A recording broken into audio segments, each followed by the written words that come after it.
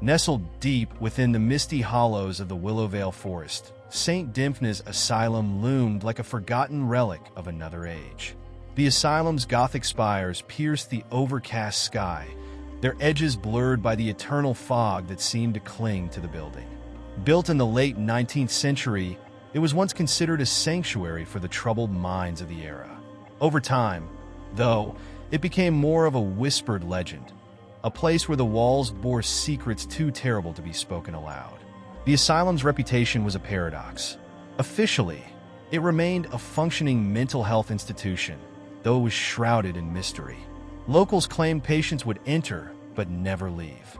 A few braver souls swore they had seen ghostly figures wandering the grounds, faces pressed against barred windows, their silent screams etched in the glass. Yet, despite these tales, the institution's director, Dr. Aldrich Moreau, maintained an air of professionalism that kept authorities at bay. Evelyn Carter, a young investigative journalist, was no stranger to delving into the dark corners of society. Her reputation for uncovering corruption had earned her accolades, but it had also drawn the ire of powerful figures. When she first received an anonymous tip about St. Dymphna's, she dismissed it as a hoax. The email was cryptic, written in the clipped language of someone too terrified to say much. "They're not curing people here. They're hiding them. Go to room 13. Driven by curiosity and a need to escape the burnout she was beginning to feel, Evelyn decided to take the plunge. Armed with a falsified identity as a psychiatric researcher, she convinced Dr. Moreau to allow her a tour of the facility. St. Dymphna's is a misunderstood place, Dr. Moreau had said in his thick, almost musical French accent during their initial phone call. His voice was calming, but Evelyn couldn't ignore the underlying sharpness to his words, as though he were choosing them carefully to mask something darker. Her first steps inside the asylum were accompanied by a wave of cold air, so biting it felt as though she had stepped into another world entirely. The entrance hall was cavernous, lined with intricate carvings of angels and demons locked in eternal battle. The stained glass windows cast fractured beams of muted sunlight across the stone floor. But even the light seemed reluctant to linger here. Evelyn's guide was Nurse Margaret, an older woman with a no-nonsense demeanor. Her uniform was immaculate, her hair pulled back into a bun so tight it seemed painful. "We house 76 patients currently," she explained as they walked through the main corridor. "Our methods are unconventional, but effective. Dr. Moreau believes in a holistic approach to mental health. No medications unless absolutely necessary." Evelyn noted the faint edge in Margaret's voice, as if the nurse didn't quite believe her own words. The patients were a study in contrasts. Some shuffled aimlessly in the common areas, their gazes vacant, their hands trembling with invisible burdens. Others sat perfectly still, their eyes sharp and calculating as if they knew Evelyn didn't belong. She felt their stares crawl across her skin like insects. One patient, a wiry man with a crooked smile, whispered something inaudible as she passed. She slowed her steps, straining to hear, but Margaret placed a firm hand on her arm. "Don't engage with them," she said flatly. "It's for your own safety." As they approached the east wing, Evelyn noticed a change in the air. The walls here were damp, the light fixtures flickering intermittently. Margaret paused in front of a heavy iron door. "This section is off limits to visitors," she said, her tone leaving no room for argument. Evelyn's instincts flared. Something important lay beyond that door, something the asylum didn't want her to see. Evelyn's tour ended with a brief meeting in Dr. Moreau's office. It was an unsettling room, dominated by bookshelves filled with leather-bound volumes on psychiatry, alchemy, and folklore. A human skull rested atop one of the shelves, its hollow sockets staring down at her. Moreau himself was a tall, slender man with piercing blue eyes that seemed to read her thoughts. "What do you think of our facility so far?" he asked, his voice warm but his gaze cold. "It's unique," Evelyn replied carefully. She was already planning how to return for a deeper investigation. Moreau smiled, but it didn't reach his eyes. "St. Dymphna's has always been misunderstood," he said, "but I hope you'll come to see it for what it truly is, a place of healing." As Evelyn left the asylum, The sun dipped below the horizon, casting the building into silhouette. She couldn't shake the feeling that the asylum had been watching her, that the very walls were alive, absorbing her presence. She glanced back one last time before driving away. In one of the top-floor windows, a figure stood motionless, its face obscured by shadow. She blinked, and it was gone. This was just the beginning, Evelyn thought. Whatever secrets St. Dymphna's held, she was determined to uncover them, even if it meant putting herself in unimaginable danger. The next morning, Evelyn found herself replaying the previous day's events in her mind. St. Dymphna's wasn't just eerie. It was oppressive, its atmosphere thick with an intangible sense of dread. She had experienced her fair share of unsettling places during investigations, but nothing had ever felt quite so alive, so aware of her presence. Despite her instincts warning her to stay away, she knew she had to return. Her plan was simple: gain Dr. Moreau's trust while discreetly uncovering the asylum's secrets. She spent the morning gathering equipment: a hidden voice recorder, a small flashlight, and a notebook. Evelyn also packed a pocket knife, an accessory she had never needed before but couldn't ignore this time. When she arrived at St. Dymphna's for her second visit, the air seemed heavier, the fog thicker. Nurse Margaret greeted her with the same detached professionalism. But Evelyn noticed a flicker of something else in her expression.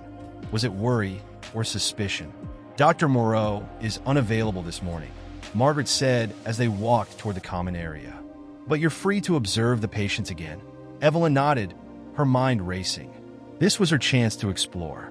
She meandered through the common area, pretending to take notes, while her eyes scanned for anything out of place. The patients were just as unsettling as before, though one woman caught her attention. She was sitting cross-legged in a corner, her hands methodically weaving invisible threads. Her lips moved silently, her eyes unfocused. Evelyn approached cautiously. "What are you making?" Evelyn asked softly. The woman's hands paused midair, her gaze snapping to Evelyn's face. For a moment, her eyes were startlingly clear, as though she had awakened from a deep sleep. "The walls whisper when it's dark," she said in a hoarse voice. "They're waiting for you." Before Evelyn could respond, a nearby orderly intervened. "Leave her alone," he barked, ushering the woman away. Evelyn felt a chill creep up her spine. The woman's cryptic warning echoed in her mind, intertwining with her own unease. Determined to dig deeper, Evelyn wandered toward the east wing, where Nurse Margaret had forbidden her to go. The iron door was ajar this time, its lock dangling uselessly from the frame. Heart pounding, she slipped inside. The hallway beyond was darker than the rest of the asylum, its walls lined with peeling wallpaper that revealed strange, hand-carved symbols underneath. The air was damp, carrying the faint smell of decay. As Evelyn ventured further, she came across a series of rooms with heavy wooden doors. Each bore a brass plate engraved with numbers. Room 13 was at the end of the hall, its door slightly ajar. A shiver ran through her as she stepped closer. She hesitated, her hand hovering over the handle, before pushing it open. The room was bare except for a single cot and a small, cracked mirror hanging on the wall. The light from her flashlight caught something scrawled on the mirror's surface in what looked like dried blood. "They never leave."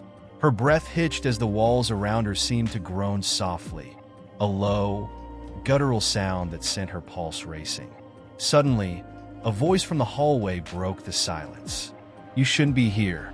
Evelyn turned to find Dr. Moreau standing in the doorway, his expression unreadable. His presence filled the small room, making it feel even more suffocating. "Curiosity can be dangerous, Miss Carter," he said, his tone calm but menacing. Evelyn tried to compose herself. "I wanted to understand your methods better," she lied, forcing a smile. Moreau studied her for a long moment before stepping aside, gesturing for her to leave. "There are places here you mustn't tread," he said, "for your own safety."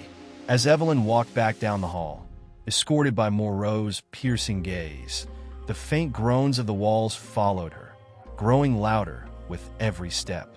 She couldn't shake the feeling that the asylum was trying to communicate with her, its whispers carrying secrets too horrifying to imagine. That night, Evelyn couldn't sleep. The message on the mirror replayed in her mind, merging with the woman's warning. The walls whisper when it's dark. They're waiting for you. Evelyn realized she wasn't just uncovering a story. She was stepping into a nightmare she might never escape. Evelyn woke the next morning with a start, the remnants of a dream slipping through her mind like smoke. She had been back in room 13, but the mirror wasn't cracked. It was whole, reflecting a figure that wasn't her own. She couldn't see its face, only the outline of a gaunt body reaching for her as the walls groaned louder and louder. The dream left her unsettled, but Evelyn wasn't one to be deterred. If anything, it strengthened her resolve. Whatever St. Dymphna's was hiding, it was big, bigger than she had anticipated. She spent hours scouring the internet for any historical records or stories about the asylum, but found little beyond surface-level information. It had been built in 1884, originally serving as a sanctuary for soldiers suffering from war trauma. Over the years, its reputation had darkened, but no concrete evidence of wrongdoing had ever been uncovered. Evelyn knew that she needed more than history. She needed testimony.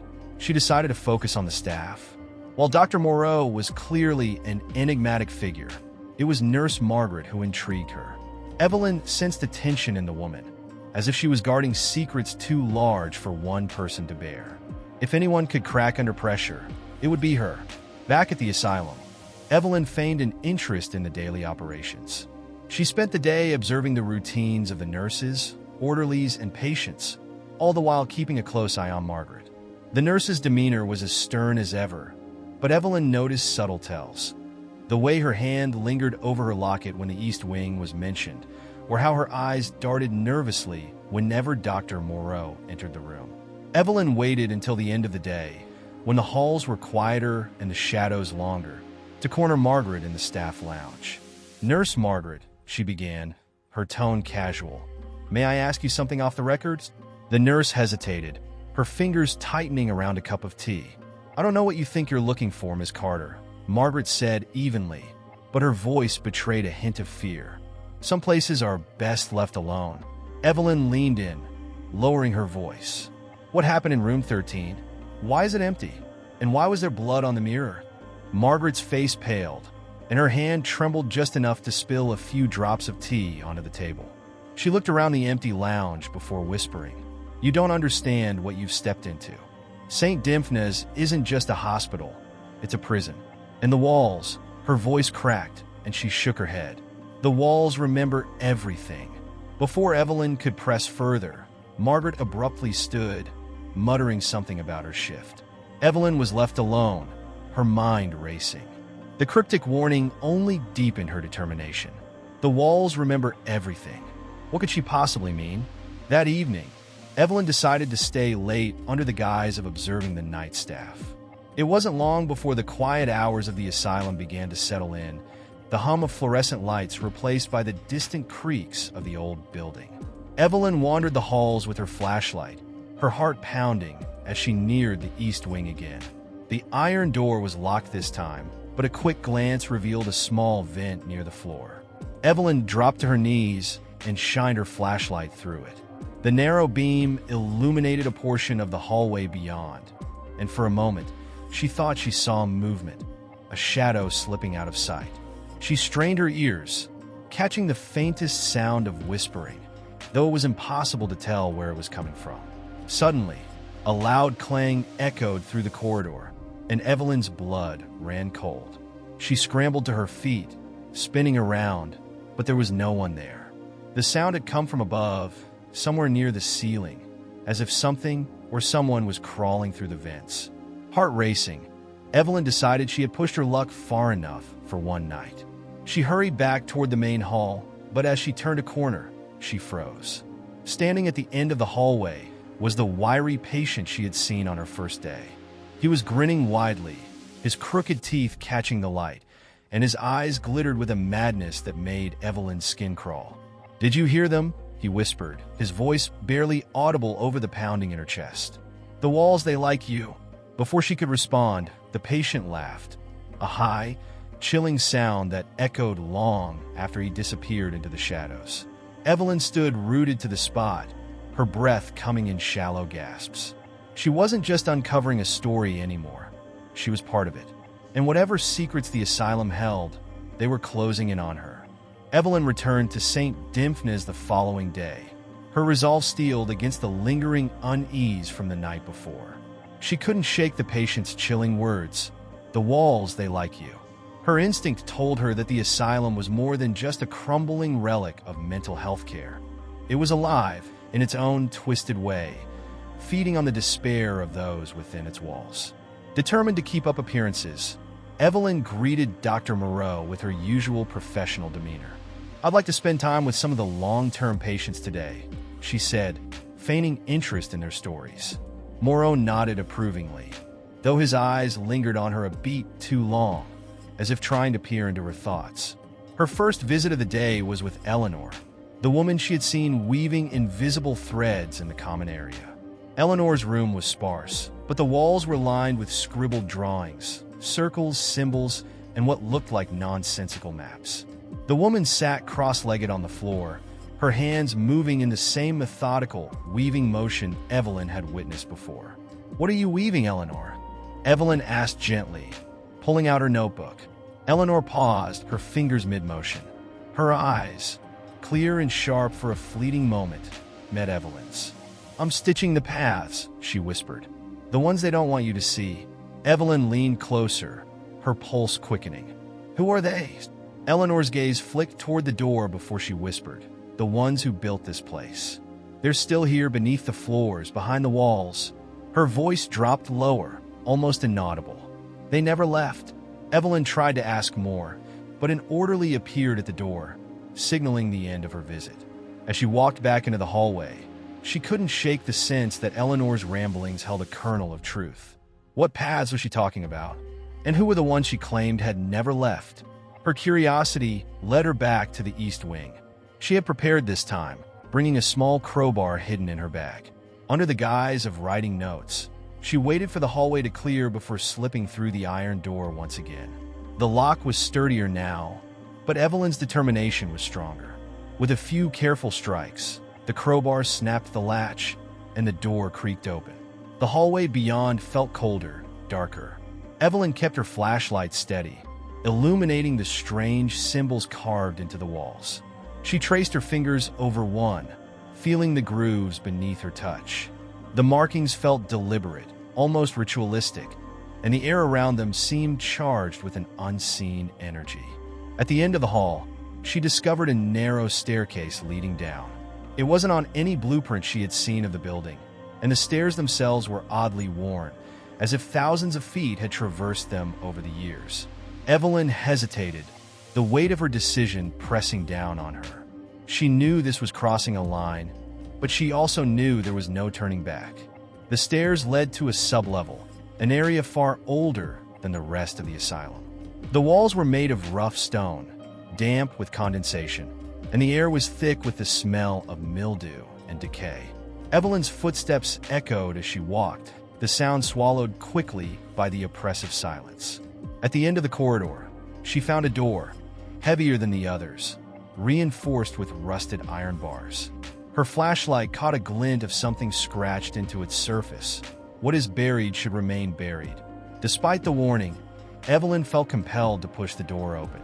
The room beyond was unlike anything she had ever seen. The floor was a mosaic of bones, carefully arranged in intricate patterns. The walls were covered in the same strange symbols she had seen upstairs, but here they glowed faintly, pulsing as if alive. In the center of the room stood a pedestal, and on it rested a single, leather-bound book. The air grew colder as Evelyn approached, her breath visible in the dim light. She reached out, hesitating for a moment, before picking up the book. Its cover was unmarked, but when she opened it, she was met with pages filled with the same symbols carved into the walls. Suddenly, the walls around her began to groan, the sound growing louder and more agonized. The floor beneath her trembled, and a faint whispering filled the air, indistinct but insistent. Evelyn backed away, clutching the book tightly. She didn't know what she had just uncovered, but she knew it wasn't meant to be found. As she fled the room, The door slammed shut behind her with a force that shook the walls. The whispers followed her all the way up the stairs, growing louder and more accusatory with every step. By the time she emerged into the main hallway, she was breathless, her hands trembling. St. Dymphna's was no longer just a mystery to solve. It was a labyrinth of shadows, and Evelyn realized that she was now hopelessly entangled in its dark web. Whatever secrets the asylum held, they weren't going to let her go without a fight. Evelyn's night was restless. She tossed and turned, haunted by the whispers that had followed her from the depths of St. Dymphna's. Her dreams were fragmented flashes of the glowing symbols, the unsettling arrangement of bones, and Eleanor's cryptic words. When she awoke, drenched in sweat, she knew she couldn't ignore the pull of the asylum's secrets. Whatever the book contained, it held the key to unraveling the enigma that seemed to control the institution. The book, now sitting on her desk, seemed to hum faintly in the quiet of her apartment. Evelyn hesitated to touch it again, fearing the unsettling energy it exuded. Yet her curiosity overpowered her apprehension. She opened it, carefully flipping through the pages of symbols, trying to discern a pattern. As her fingers brushed against the pages, she noticed faint impressions beneath the symbols, words written in a language she didn't recognize. Determined to decode the text, she took the book to a colleague at the university, Dr. Adrian Keller, an expert in ancient languages. Adrian was immediately intrigued by the symbols, though his expression turned somber as he studied them. "This isn't just a language," he said, his voice barely above a whisper. "It's a ritual system, one that's older than anything I've ever seen. It's protective and dangerous." "What kind of ritual?" Evelyn asked, leaning forward, her pulse quickening. Adrian hesitated. "From what little I can decipher, it seems to reference a binding. Something was locked away, and this text was designed to ensure it stayed that way. Whatever you found this with, Evelyn, it's not safe." Her thoughts raced back to the glowing room, the bones, and the oppressive atmosphere of the sublevel. "I need to know more," she insisted. "Can you translate it?" Adrian nodded reluctantly. "It will take time, but I'll do my best. Just be careful." Returning to St. Dymphna's, Evelyn felt an unshakable sense of foreboding. She entered the asylum's gates with the uneasy feeling that its walls were watching her, their ancient secrets bristling against her intrusion. She made her way back to the east wing, only to find the iron door completely replaced. This time, it bore no lock, just a solid, seamless slab, as if daring her to try again. Instead of forcing her way through, Evelyn decided to observe the patients who might have insight into the asylum's hidden truths. She sought out Arthur, the patient she had met on her first day, hoping his fragmented mind might offer a clue. She found him in the recreation room, sitting alone, muttering under his breath. As she approached, Arthur's head snapped up, his eyes locking onto hers. "You shouldn't have gone down there," he said, his voice clear and lucid. Evelyn froze. "How do you know?" "They told me," Arthur interrupted, his voice rising. "The ones in the walls. They don't want you to free it." "Free what?" Evelyn pressed, her heart pounding. Arthur's face contorted with fear. "The thing they buried. They used us, our pain, our suffering, to keep it contained. But it's awake now. It knows you." Before Evelyn could ask more, two orderlies appeared, dragging Arthur away as he screamed, "Don't let it out! Don't let it out!" His voice echoed down the hall, chilling Evelyn to her core. That evening, as she reviewed her notes, Adrian called. His voice was shaky. "Evelyn, I've made some progress, but you're not going to like this. The book, it mentions a creature. It doesn't name it, but the text implies it's something ancient and malevolent. The rituals weren't just to bind it, they were to feed it. St. Dymphna's was built to ensure it would never starve." The revelation hit Evelyn like a blow. The asylum wasn't just a place of treatment. It was a prison, a feeding ground for something unimaginable. The whispers in the walls, the oppressive atmosphere, the patient's ramblings, it all made sense now. Evelyn stared at the book, its symbols seeming to glow faintly under the dim light of her desk lamp. The asylum's secrets were no longer dormant, and neither was the entity it had been built to contain. She had pried open a door that should have remained shut, And now, there was no turning back. Evelyn returned to St. Dymphna's with a new sense of dread, the weight of Adrian's words pressing heavily on her mind. The knowledge that the asylum was not merely a place of containment for patients, but also a prison for something far more sinister, had shifted her perspective entirely. What had she awakened, and how much time did she have before the cracks widened further? Inside the asylum, the atmosphere seemed different, thicker, heavier. Staff moved about as if in a trance, their usual chatter replaced with uneasy silence. The patients, too, seemed agitated. Even those typically lost in their own worlds now stared at Evelyn as she passed, their eyes glinting with a mixture of fear and recognition. She decided to begin her day with Eleanor. The woman had shown an unsettling awareness of the asylum's deeper mysteries, and Evelyn hoped she might provide some clarity. When she entered Eleanor's room, she found the patient kneeling on the floor, her hands furiously weaving invisible threads. "They're getting louder," Eleanor whispered, not looking up. Her fingers moved faster, almost frantically. "They're angry at you, but they're more afraid of it." "What is it, Eleanor?" Evelyn asked, her voice steady despite the tremor in her hands. Eleanor stopped suddenly, her hands freezing mid-motion. She looked up, her eyes glassy yet intense. "The hungerer," she said. "It feeds on us, on our pain. But if it escapes," she trailed off, her face pale. Evelyn felt a cold knot form in her stomach. "How do we stop it?" "You don't," Eleanor said flatly. "You can't. They built this place to keep it caged, but you've opened the first door. Now, it's awake, and it's hungry." Before Evelyn could ask more, a deafening noise echoed through the building, a deep, guttural groan that seemed to vibrate through the walls. Eleanor clutched her head, screaming, "It's here! It's coming!"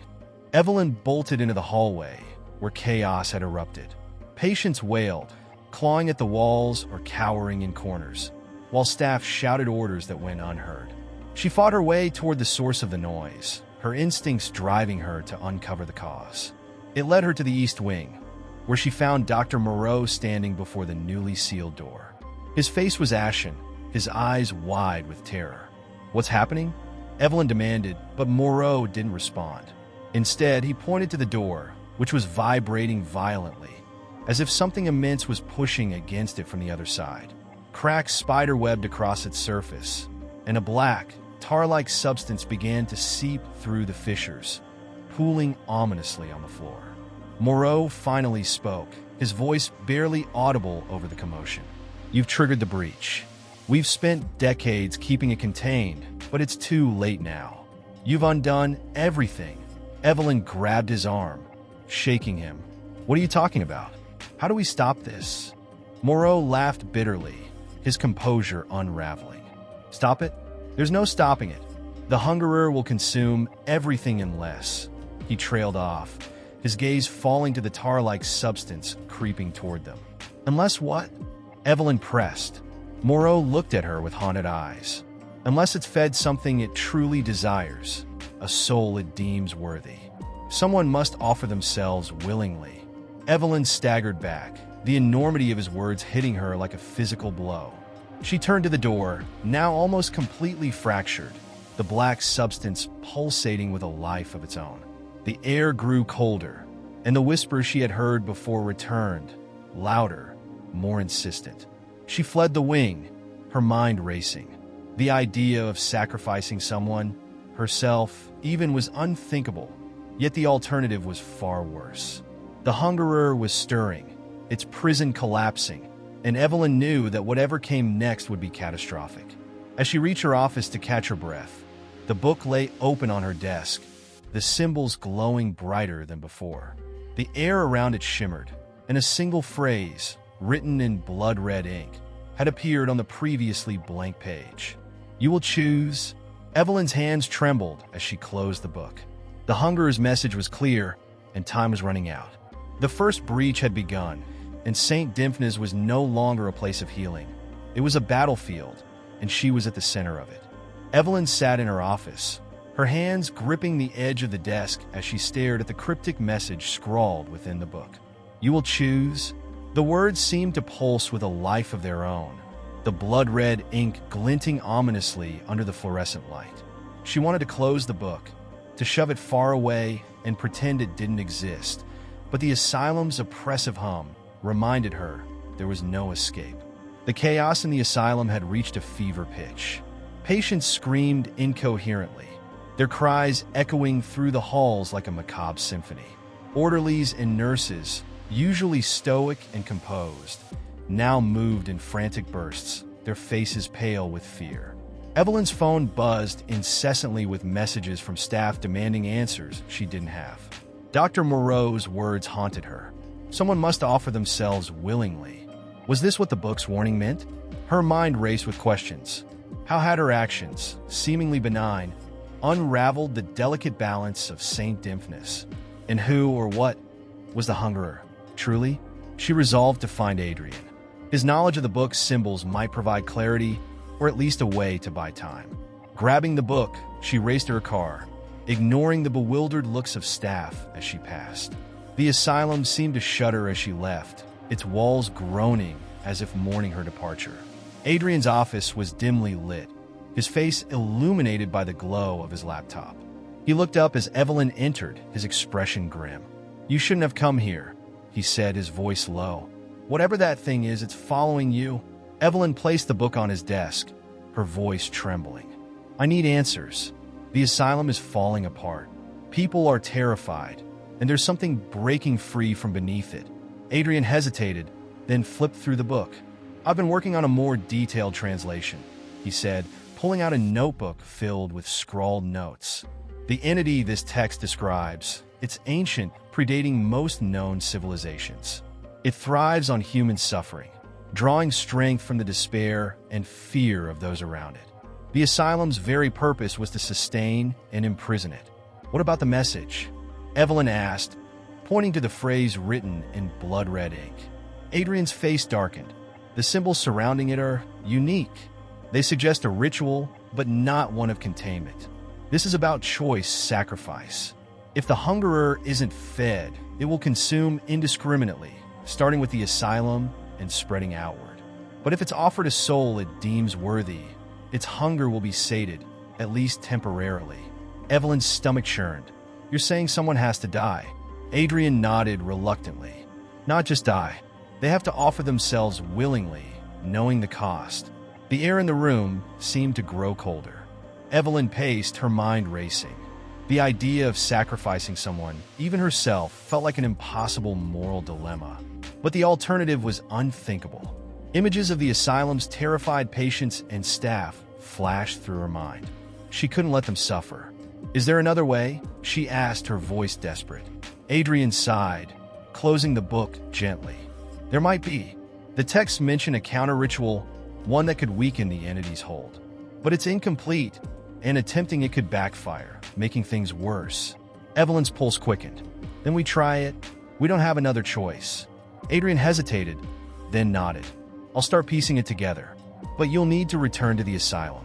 The ritual must be performed there, in the place where the entity's power is strongest." Evelyn swallowed hard, her resolve hardening. The hungerer's reach was growing, and time was running out.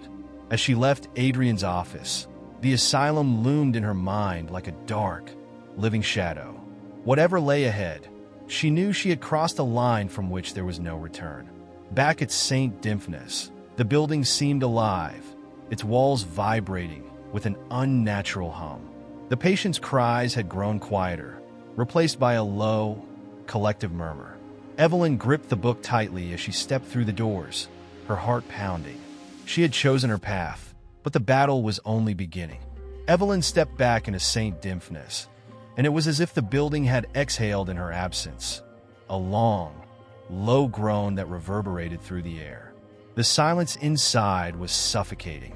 The once chaotic asylum had grown unnervingly still, as though it were holding its breath, waiting for her next move. Her shoes clicked against the tiled floor as she walked down the main corridor, the sound echoing louder than it should. The walls seemed closer than before, their surfaces mottled with faint, vein-like lines of the same black substance she'd seen earlier. Her breath came in shallow gasps as she clutched the book against her chest like a shield. Evelyn stopped outside Eleanor's room, her hand hovering over the door handle. She had come to rely on the woman's cryptic insights, no matter how unsettling they were. Taking a deep breath, she opened the door. The room was empty. The bed was neatly made, and the scattered drawings Eleanor often left on the floor were gone. A faint metallic smell hung in the air, making Evelyn's stomach churn. She backed out into the hallway, her pulse quickening. Patients didn't simply vanish, not in a facility this tightly controlled. As she moved toward the east wing, the temperature dropped noticeably. The shadows here seemed deeper, stretching unnaturally along the walls. Evelyn paused as a faint sound reached her ears, a rhythmic tapping, like nails clicking against tile. "Hello," she called, her voice trembling.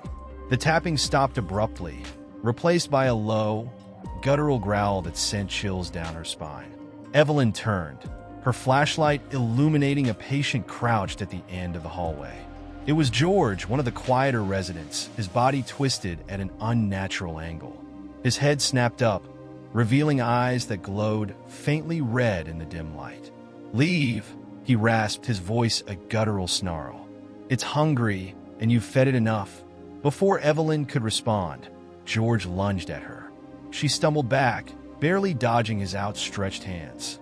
He fell to the ground, writhing and clawing at his own face, as if trying to rip something out of himself. Evelyn wanted to help, but found herself frozen, the scene too horrifying to process. A deafening crash from the east wing snapped her out of her paralysis. She ran toward the source of the noise, her heart pounding in her ears. The door to the sealed room was now fully ajar, the black substance spilling out in thick, undulating waves. It moved as if alive, creeping along the floor and walls with a sinister purpose. Dr. Moreau appeared at her side, his face pale and drenched in sweat. "It's breaking free," he said, his voice barely audible over the growing cacophony of whispers emanating from the room. "What do we do?" Evelyn demanded, her hands trembling as she gripped his arm. Moreau shook his head. "I don't know. The seals were meant to last indefinitely, but something you did, something in that book, triggered its awakening." Before Evelyn could reply, the whispers crescendoed into a deafening roar. A figure began to emerge from the black ooze, its form shifting and writhing as though made of smoke and shadows. Its presence was overwhelming, filling the space with a suffocating sense of dread. The figure turned toward them, its glowing red eyes locking onto Evelyn. She felt an unnatural pull, as if the entity were reaching inside her mind, probing her fears and weaknesses. She staggered back, clutching her head as the whispers formed coherent words. "You cannot escape," the voice said, deep and resonant, vibrating through her very bones. "You will choose." Evelyn's vision blurred, and the world seemed to tilt. She felt Moreau grab her arm, pulling her away from the room. "We need to go," he shouted, his voice distant and distorted. They fled, the sound of the entity's growls and the slithering ooze chasing them through the hallways. Evelyn's mind raced with Adrian's words about the counter-ritual. It was a gamble, but it was the only chance they had. As they reached her office, Moreau slammed the door behind them. Evelyn sank into a chair, her breath shallow and rapid. The book sat on the desk, its symbols glowing faintly, almost mocking her. "Adrian has a plan," she said, her voice steadier than she felt. "A counter-ritual. We need to try it." Moreau hesitated but nodded. "If it doesn't work, it has to work," Evelyn said, her eyes fixed on the book. The Hungerer was awake, and the battle for St. Dymphna's, and perhaps much more, was just beginning. Evelyn sat in her office, her trembling hands thumbing through the brittle, yellowed pages of the book. Adrian's cryptic instructions echoed in her mind, and she wished desperately that he was here to guide her. The sigils, diagrams, and incantations were all foreign and otherworldly, their meanings eluding her despite her best efforts to decipher them.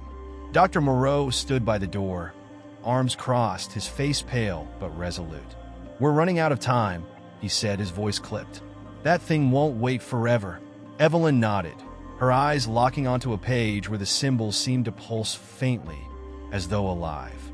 "This is it," she murmured, pointing to an intricate circle drawn around a cluster of glyphs. "This is the counter-ritual Adrian mentioned." Moreau leaned over her shoulder, studying the page. "And you're sure this will work?" "No," she admitted, "but it's the only shot we have." The ritual required 3 elements: a binding relic, a source of life force, and an incantation to seal the entity back into its dimensional prison. Evelyn recalled the strange, bone-like artifact she had seen in the archives. It had seemed insignificant at the time, but now she suspected its purpose was far greater. "We need the relic," she said, standing abruptly. "It's in the archives. Come with me." The two navigated the hallways of St. Dymphna's, which had grown darker and colder, as though the building itself were being drained of life. The walls creaked and groaned, and shadows seemed to shift just out of sight. Every corner felt like a trap, every step a gamble. They reached the archives without incident, but the room felt oppressively heavy, as though the air itself had thickened. Evelyn moved quickly, her fingers skimming the shelves until she found the artifact. It was a small, jagged object that resembled a broken piece of a human jawbone, its surface etched with unrecognizable symbols. As she held it, a faint warmth emanated from the relic, a stark contrast to the icy air around them. As they turned to leave, a low growl stopped them in their tracks. Standing in the doorway was George, his body still contorted, his eyes glowing with a malevolent light. "You shouldn't be here," he hissed, his voice distorted and unnatural. "It doesn't want you to leave." Evelyn clutched the relic tightly, her mind racing. "George, listen to me. You're not in control right now. Let me help you." George's twisted face broke into a grin that sent a shiver down her spine. "Help? You've already doomed us all." Before he could move, Moreau stepped forward, his voice firm. "George, you need to stand down. Whatever is controlling you, fight it." For a moment, George faltered, his glowing eyes dimming slightly. But the black substance began to seep from his mouth and nose, and he lunged forward with inhuman speed. Moreau shoved Evelyn aside, narrowly avoiding the attack. "Run!" he shouted, grabbing a metal bar from a nearby shelf to fend off George. Evelyn hesitated, torn between helping Moreau and protecting the relic. But the urgency of their mission pushed her forward. She sprinted down the hallway, clutching the bone fragment as though it were her lifeline. Behind her, she heard the sounds of a struggle, shouts, growls, and the sickening crack of bone against metal. When she reached the safety of her office, she slammed the door shut and bolted it. Her chest heaved as she tried to catch her breath, her mind racing with guilt and fear. Moreau's fate was uncertain, and the entity's influence was spreading faster than she had anticipated. Setting the relic on the desk, Evelyn turned back to the book. The incantation was long and complex, requiring precision and unwavering focus. She began to prepare, arranging candles in a circle and drawing the sigils on the floor with chalk. Her hands shook, but she forced herself to continue. As she lit the final candle, the whispers began again, faint but insistent. They filled the room, their overlapping voices creating a cacophony that made her ears ache. She pressed her palms against her temples, trying to block them out. Then, the lights flickered and the temperature dropped further. The whispers grew louder, forming words that she couldn't ignore. "You cannot stop it. You cannot save them." Evelyn clenched her fists, her resolve hardening. "We'll see about that," she muttered, and with a deep breath, she began the incantation. The room grew darker with each word Evelyn spoke. The symbols she had drawn began to glow faintly, their edges shimmering like heat on a summer day. The relic, placed at the center of the circle, pulsed in time with her breath, its warmth spreading through the air, offering her a strange sense of reassurance. The whispers surrounding her were relentless now, each syllable seeping into her mind, threatening to unravel her focus. Yet she continued the chant, each phrase more difficult to utter than the last. The air felt heavier, as though an unseen pressure were bearing down on her chest. Evelyn's body trembled, but she couldn't afford to stop. She couldn't let the thing, whatever it was, win. The room was no longer still. Shadows moved, slithering along the walls, reaching toward her like tendrils. The walls groaned under the weight of the unseen presence, its power seeping into the very structure of Saint Dymphnis. She could feel the very building trembling with anticipation. Suddenly, the ground beneath her feet rumbled, and the air thickened, coiling around her like smoke. The relic flared to life, its warmth intensifying, but with it came a strange, acidic burn that clawed at her skin. The whispers became a roar. Her hands shook violently as she attempted to hold her focus. Every fiber of her being screamed to stop, to flee, but Evelyn pushed forward. The ritual demanded completion, and she was the only one who could end it. The flickering candle flames grew wild, bending unnaturally. The darkness deepened, and for a brief moment, Evelyn felt as though she were no longer in the room, but in a place beyond space and time.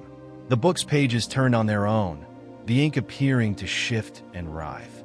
She saw images, fleeting and chaotic, visions of Saint Dymphnis burning, of George's twisted form, of Moreau fighting in the halls, all playing out in the blink of an eye. It was as though the entity were showing her every possible outcome, each worse than the last. Evelyn's voice faltered as the words began to lose their meaning. She couldn't remember the next phrase. The ritual was slipping from her control. The weight of the entity's power pressed against her, threatening to crush her resolve. She could hear it now, a deep, guttural voice not from the book, but from within her own mind. It spoke in a language she did not understand, but the meaning was clear. It will not end. A burst of energy erupted from the relic, sending Evelyn sprawling backward. She collided with the cold, hard floor, her body aching from the impact. The room swam before her eyes as a deafening roar filled her ears. The shadows seemed to coalesce into a single, massive form, black, shifting, and made of pure malice.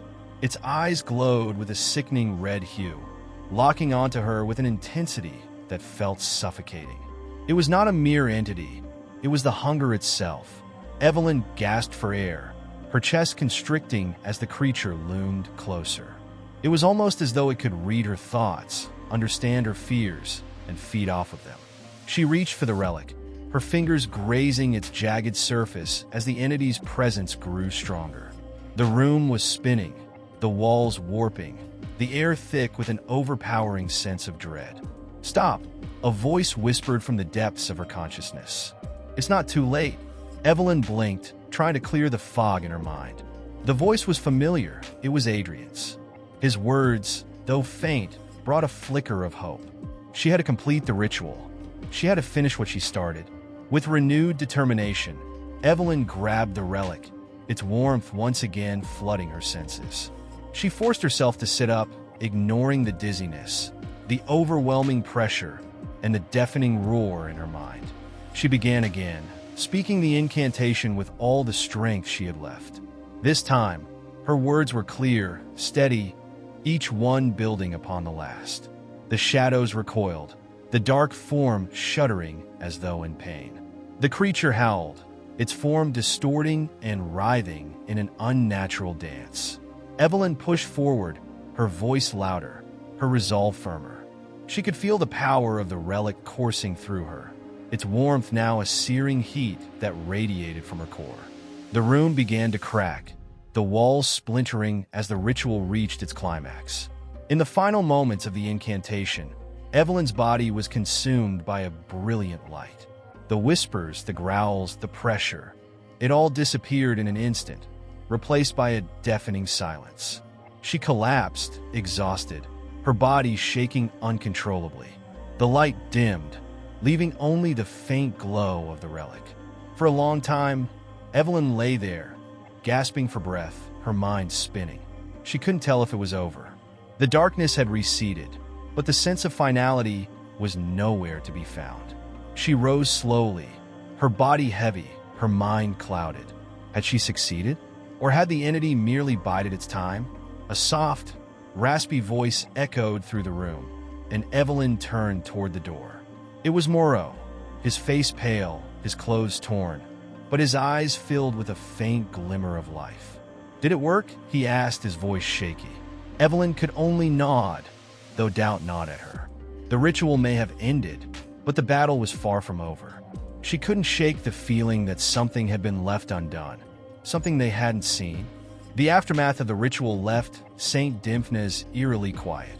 The silence stretched out before Evelyn like an unbroken, darkened void. The walls, once alive with the echoes of the entity's tormenting whispers, now stood still, devoid of their ominous presence. But even as the immediate threat seemed to fade, Evelyn felt a gnawing emptiness in the pit of her stomach. The entity, though banished for the moment, had left its mark, not just on the institution, but on her very soul. Moreau had insisted on returning to his office to check on his research and to find any leads on what came next. He had looked like a ghost when he'd reappeared in the hallway, pale and disheveled, but there was an air of determination in him now. Perhaps the last remnants of a man who had survived a nightmare and wanted to make sure it stayed buried. Evelyn had hesitated at first, too fatigued to focus on anything but the residual fear that clung to her skin. But she had agreed. They both knew that whatever had occurred here, whatever they had unleashed and contained, would have long-reaching consequences. Evelyn's mind kept circling back to the relic. It was still on her desk, the jagged, bone-like artifact radiating a strange warmth. She had been too tired to investigate it fully when Moreau arrived, but now, with the calm settling in, curiosity overtook her. It didn't look like much, just a fragment of something, its broken edges unsettlingly sharp, but the power it had harnessed was undeniable. Was this truly the key to sealing the entity away, or had it been part of a much larger, much more insidious plan? She reached for the relic cautiously, her fingertips grazing its smooth surface. Almost immediately, a surge of energy pulsed through her, more intense than anything she had felt during the ritual. Her head spun, and for a moment, she could see flashes, blinding, chaotic, of St. Dymphna's hallways twisted in unnatural ways, shadows stalking through every corner. Then, just as suddenly, the visions faded, leaving her breathless and disoriented. "What was that?" she whispered to herself. Evelyn set the relic back down, her heart racing. This was no simple artifact. It was an anchor, not just to the entity they had fought, but to something older, something more ancient, the remnants of a dark history that stretched far beyond the confines of St. Dymphna's, beyond anything that had ever been recorded. The more she thought about it, the more the realization gnawed at her. The institution itself might be at the heart of something far more insidious than they had understood. Her thoughts were interrupted by the sound of footsteps approaching her office. She turned to see Moreau, his face grave. His earlier relief had now given way to concern. "It's not over, Evelyn," he said, his voice low. "There's something you need to see." She followed him without question, her curiosity piqued. They moved swiftly through the dim corridors of the mental institution, the silence hanging over them like a shroud. There were no patients to be seen, no staff members in sight. Just an empty, hollow shell of the place that had been home to so many troubled souls. Moreau led her to the lower levels of St. Dymphna's, the parts of the building that were rarely used. She had only been down here once before, during her initial tour of the institution, but the atmosphere was drastically different now. The air was thick, humid, as if the walls themselves were sweating under some unseen pressure. The overhead lights flickered intermittently, casting long, distorted shadows along the narrow hallway. At the end of the hall was a heavy metal door, reinforced with a complex lock that Moreau opened with a passkey. He hesitated for a moment before stepping inside, and Evelyn followed him without question. The room beyond was an old archive, dimly lit and cluttered with stacks of papers, files, and ancient records. This, Evelyn realized, was where the real secrets of St. Dymphna's were kept. The real history of the place, hidden from the world. Moreau walked to a desk in the far corner and pulled open a drawer, retrieving a faded file. He placed it on the table in front of Evelyn, and she noticed that the label on the file was partially obscured, but she could just make out the words, Project S3. Project S3? Evelyn repeated. "What's this?" Moreau's eyes were filled with a mix of disbelief and fear. "It's the original experiment, the one that started everything here." He flipped open the file, revealing documents covered in scientific jargon, old photographs, and handwritten notes. As Evelyn scanned the pages, a chill crept down her spine. The project detailed experiments conducted decades ago under the guise of researching mind control and behavioral manipulation. But the deeper she read, the clearer it became. This was not just about altering behavior. The experiments were intended to open gateways to manipulate forces beyond human understanding. What does this mean? Evelyn asked, her voice shaking. Were they trying to summon this thing? Moreau nodded gravely. Not just summon it, bind it. They thought they could control it, make it an instrument of their will. But the entity, it wasn't something they could control. It's an ancient force, something far older than even the institution itself. They failed, but their failure wasn't just a loss. It became a curse. Evelyn's heart raced. If the institution had truly been built on such dark foundations, how much of it had been part of a larger, long-term scheme to awaken this entity? Had the ritual they had just completed been part of the original plan, or had it only served to scratch the surface of something much more dangerous? Moreau stood silently, his eyes locked on the files. I thought the ritual we performed would be enough to break its hold. But now, I'm not so sure. This entity feeds on fear, on the unresolved parts of the human psyche. And St. Dymphna's? It's full of them. Evelyn's stomach turned. You mean the patients, their trauma, everything that happened here?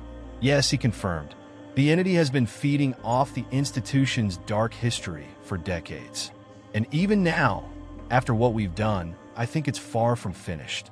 Evelyn looked at the file one last time, her mind racing with the implications. What had they unleashed, really? And was there still time to stop it? The room felt colder as Evelyn and Moreau left the archive behind, the weight of the revelations pressing heavily on their minds.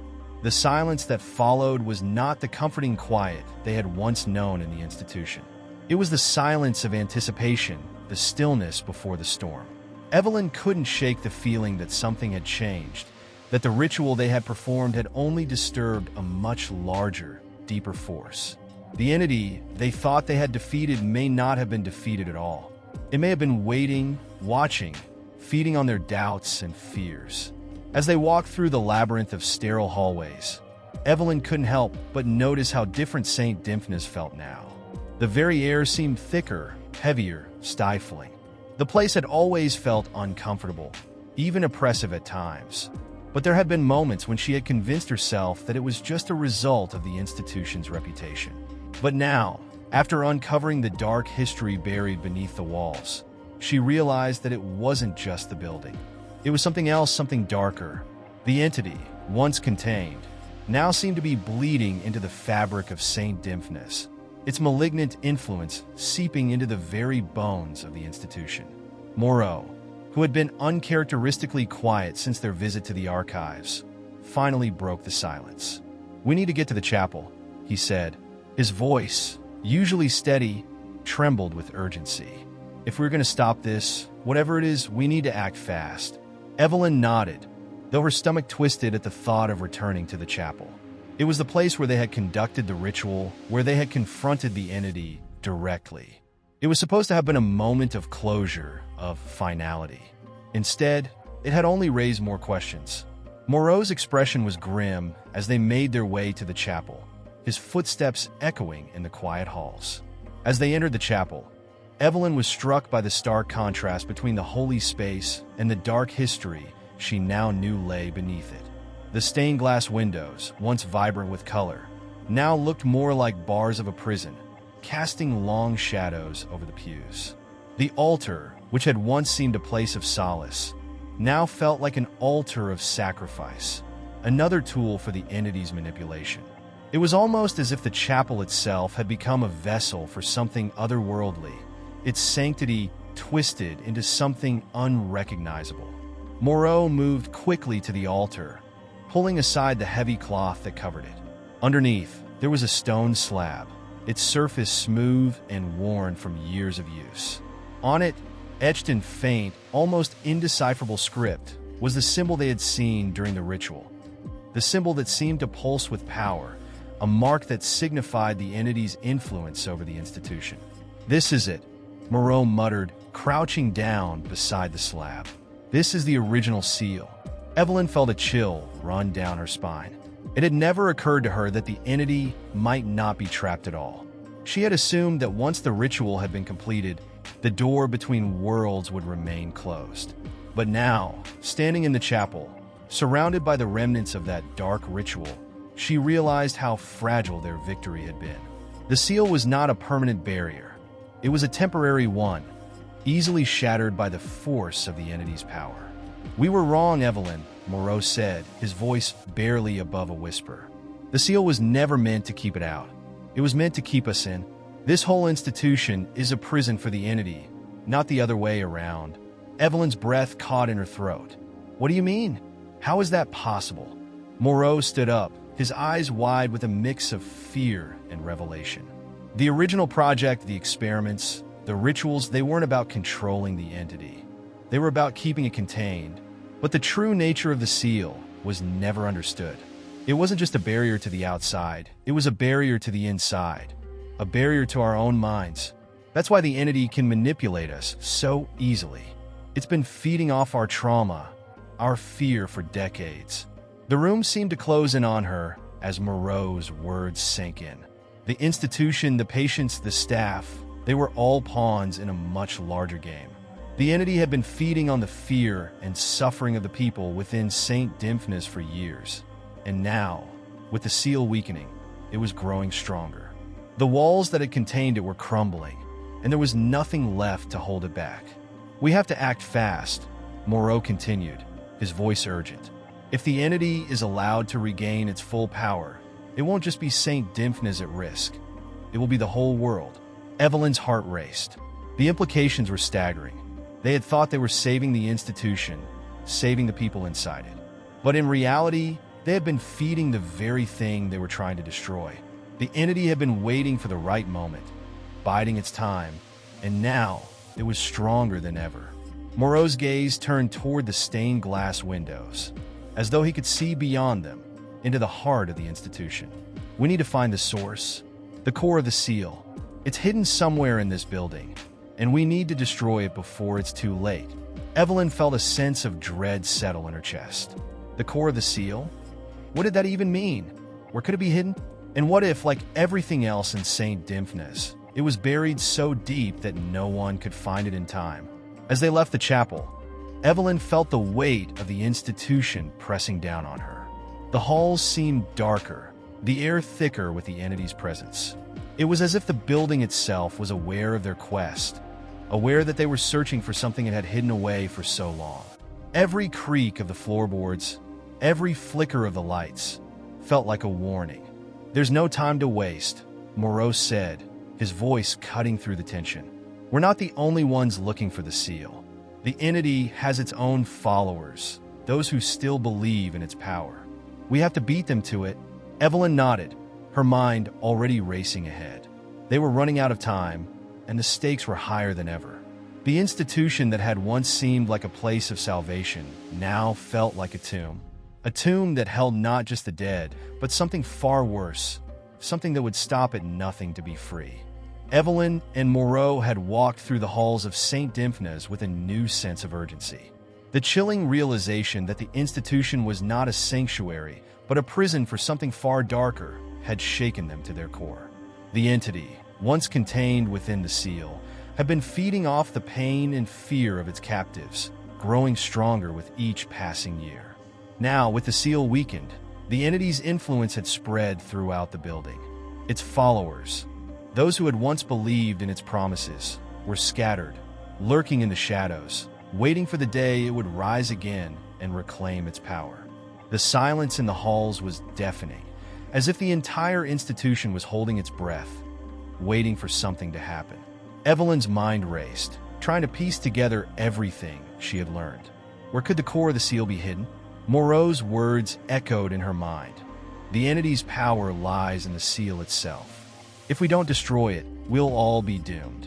They passed the locked doors to the patients' rooms, each one a silent testament to the horrors that had taken place behind them. Each door seemed to whisper secrets, and Evelyn couldn't shake the feeling that the patients were watching them, that they knew something they didn't. There had been strange occurrences in the institution for as long as she could remember. But now, with the weight of what they had uncovered, everything seemed tainted by the entity's presence. "We need to find a central archive," Moreau said, his voice low but firm. "The records there should have more information about the original rituals. It might tell us where the core is hidden." The central archive had been locked away for decades. No one had access to it, not even the doctors or staff. Only the highest-ranking individuals within the institution had ever been allowed to enter, and those who had were sworn to secrecy. Evelyn had heard rumors about the archive, whispers of strange rituals, forbidden knowledge, and experiments gone horribly wrong. But until now, she had never given them much thought. Now, they were her only hope. As they reached the archive, Evelyn could feel the temperature drop. The air in front of the door shimmered, as if something was resisting their entry. The door itself was old, made of heavy wood, its surface carved with intricate symbols that seemed to pulse with a life of their own. Moreau stepped forward and placed his hand on the door, muttering something under his breath. For a moment, nothing happened. Then, with a low groan, the door creaked open, revealing a room filled with dust and shadows. Inside, the air felt oppressive, as if the room itself was holding its breath. The shelves were lined with ancient books, their pages yellowed with age, and rows of files stacked neatly on the tables. It was as if time had stood still in this room, waiting for someone to unlock its secrets. Evelyn's eyes scanned the room, looking for any clue that might point them toward the core of the seal. She walked over to one of the tables and began sifting through the papers. "The records are incomplete," she muttered, her voice tinged with frustration. "These files don't make sense. Some of them are torn, others are missing entirely." Moreau joined her, his brow furrowed as he looked through the documents. "This is what they wanted us to find. It's all been hidden, buried beneath layers of lies. But we can't let that stop us." Evelyn's fingers brushed over a set of older records, bound in leather and marked with the same strange symbol they had seen in the chapel. She flipped through the pages, her eyes widening as she read the words. There was buried within the convoluted text a reference to a hidden chamber beneath the institution. The core of the seal, it seemed, was not a physical object but a location, a place tied to the deepest, darkest parts of St. Dymphna's. "It's beneath us," Evelyn whispered. "The core of the seal is buried deep in the foundations of the building. It's hidden in the old morgue." The realization hit her like a ton of bricks. The morgue, the place where so many had died, their bodies discarded and forgotten. The thought sent a shiver down her spine. But now, the morgue was more than just a place of death. It was the heart of the entity's power, its final resting place, its prison. Moreau's face grew pale as he absorbed the implications of what Evelyn had uncovered. "If that's true, then the morgue is the only place where we can destroy the seal," he said, his voice shaking. "We need to go there now." Evelyn nodded. They couldn't waste any more time. With the core of the seal in the morgue, the entity's influence would only grow stronger with each passing minute. They had to act quickly before it was too late. The journey to the morgue was one of silent determination. The halls of St. Dymphna's seemed to stretch on endlessly, as if the building itself was trying to resist their efforts. Every corner they turned, every door they passed, felt as if it were leading them deeper into the heart of darkness. The air grew thicker, the weight of the entity's power pressing down on them with each step. When they finally reached the morgue, the door was old and rusted, its handle cold to the touch. The building groaned around them, as if protesting their intrusion. Evelyn pushed the door open with a creak, and they stepped into the room. The morgue was vast, its walls lined with metal drawers, each one cold and unwelcoming.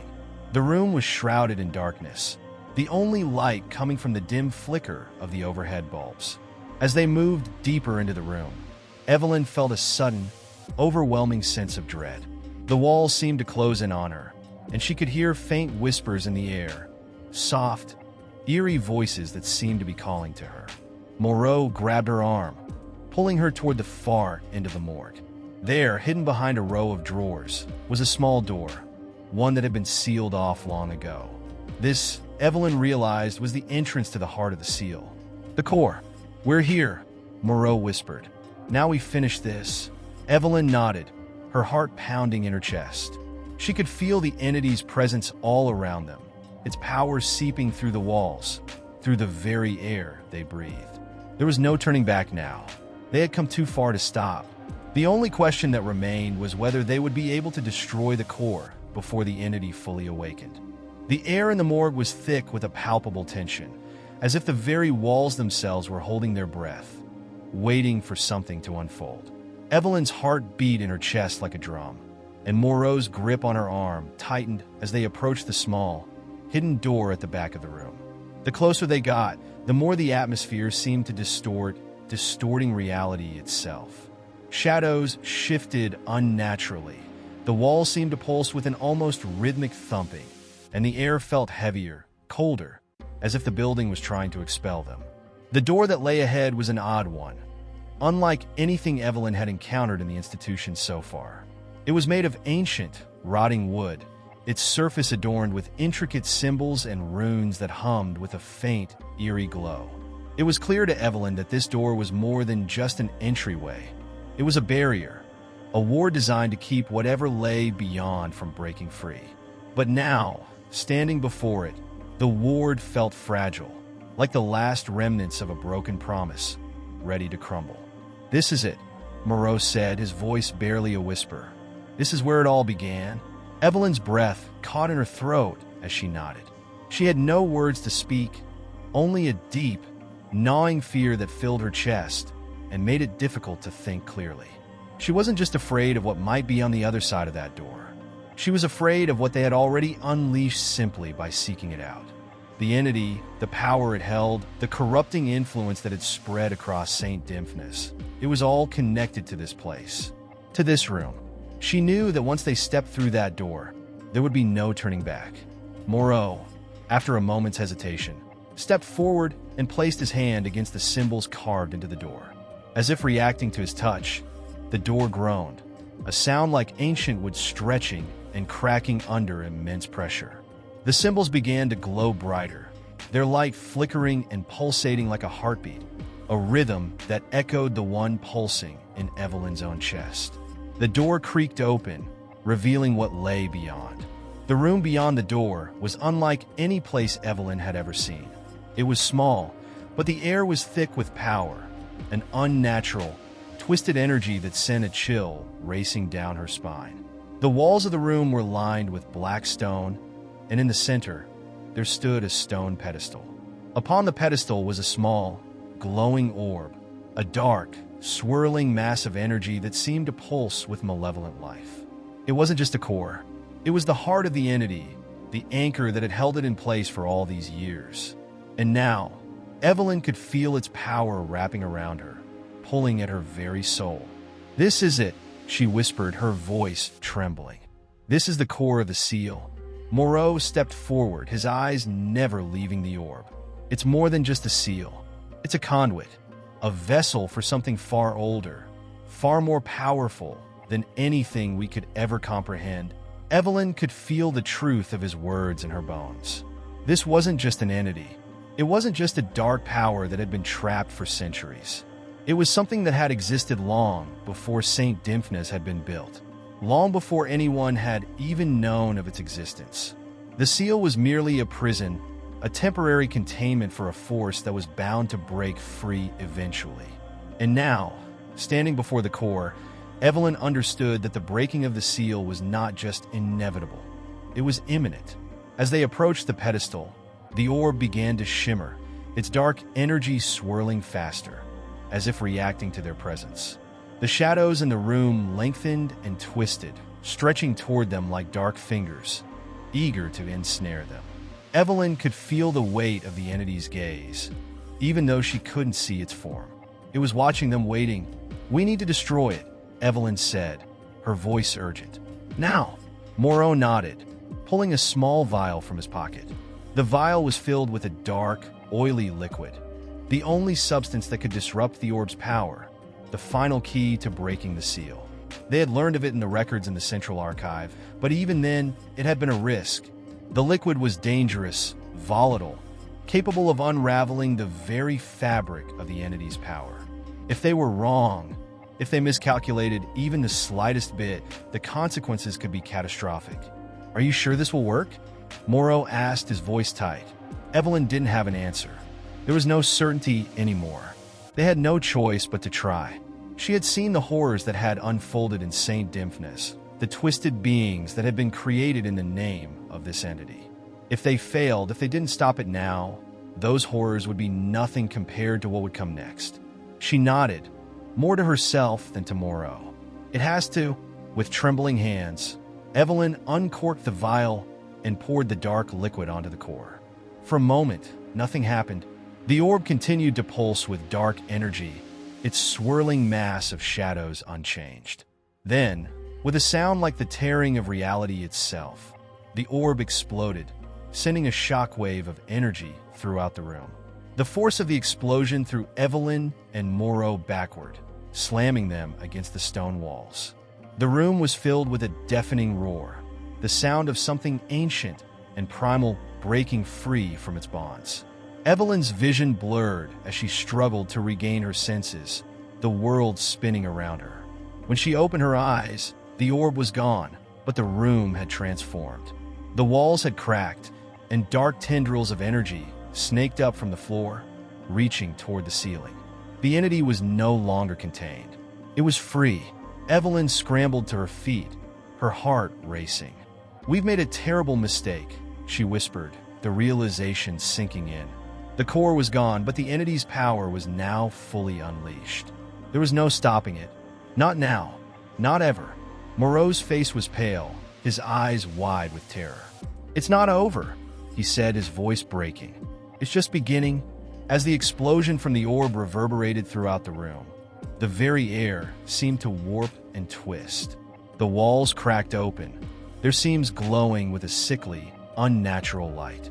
A low, guttural hum filled the space, vibrating through Evelyn's bones and clawing at her mind. The entity was no longer just a whisper in the shadows. It was awake, it was free, and it was hungry. A terror unlike any Evelyn had ever known began to rise in the pit of her stomach. The world around her felt like it was folding in on itself.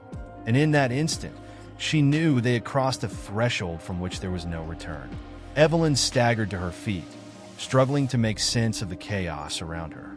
The room, once confined and sealed away from the horrors of the world, had transformed into something else entirely. The stone walls were alive, pulsing with dark energy that rippled through the cracks like blood through veins. The air had turned thick with a suffocating weight, and the very ground beneath her seemed to tremble, as if the institution itself was convulsing in agony. Morrow, still recovering from the blast, rose shakily beside her.